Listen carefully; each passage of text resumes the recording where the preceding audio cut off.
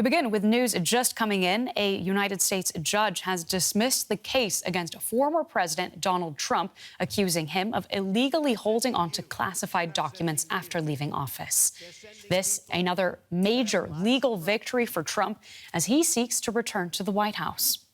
The judge says the lead prosecutor was unlawfully appointed and does not have the authority to bring the case. Let's get straight across to DW's Washington bureau chief, Ines Pohl. She's on the ground in Milwaukee, reporting on the Republican National Convention. Ines, big news here with a court ruling tossing the case against Trump. What more can you tell us? Most definitely, Claire. So breaking news really don't stop coming out of the United States. This is a stunning ruling. It basically says that the whole case against Donald Trump regarding the classified documents he brought after his presidency back home to his place in Mar-a-Lago is dismissed. It is, of course, also interesting that the judge was appointed by Donald Trump himself. I mean, here in Milwaukee, where we're just waiting for the Republican National Convention to start in 1.5 hours or so.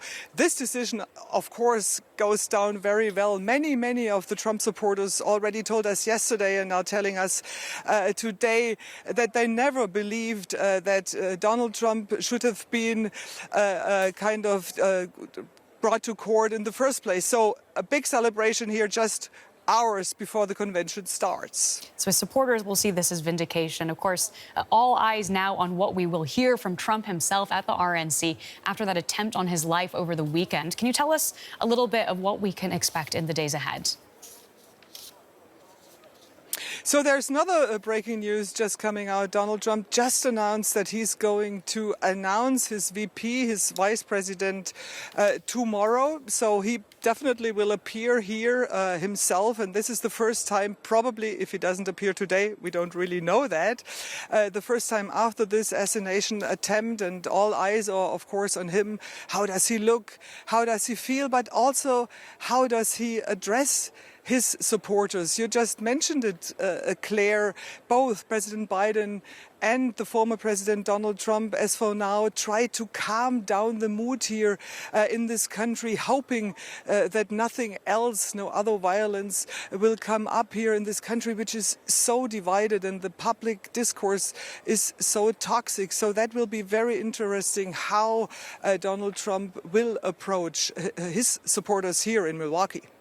Indeed, the United States increasingly having the feel of a tinderbox at the moment. Ines, I'm curious, from what you've seen from speaking to Trump supporters who are there in Milwaukee already, what kind of atmosphere have you seen so far after we saw this attempt on the ex-president's life over the weekend?